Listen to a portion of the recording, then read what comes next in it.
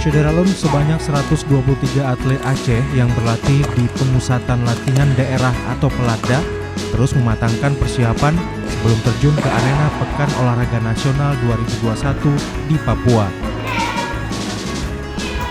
Atlet dari 26 cabang olahraga itu akan bertarung pada Oktober 2021 mendatang.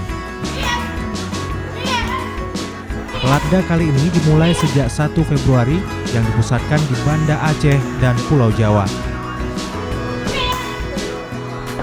Sekun KONI Aceh M. Nasir SIP MPA menjelaskan, Peladda tahun 2021 dimulai sejak Februari yang dibagi dalam 2 prioritas.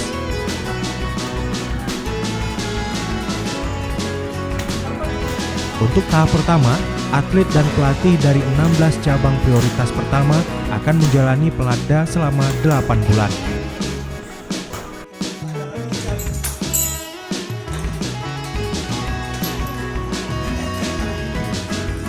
Untuk tahap kedua dimulai 10 Februari, sebanyak 3 cabang olahraga beregu akan melaksanakan Peladda selama 5 bulan desentralisasi dan 3 bulan sentralisasi.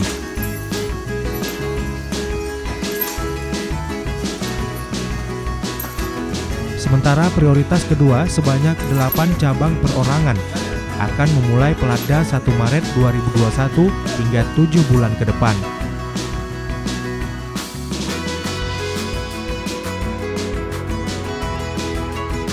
Seperti diketahui pada perhelatan PON 2016 di Jawa Barat, kontingen Aceh berhasil meraih 8 emas, 7 perak, dan 9 perunggu.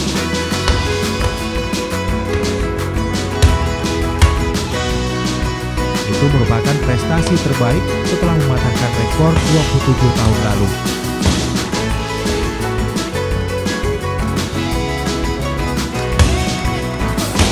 Kini, dengan jumlah cabang yang dipertandingkan lebih sedikit dibanding PON Jawa Barat, Aceh akan berusaha untuk mempertahankan prestasi di tahun 2016 lalu.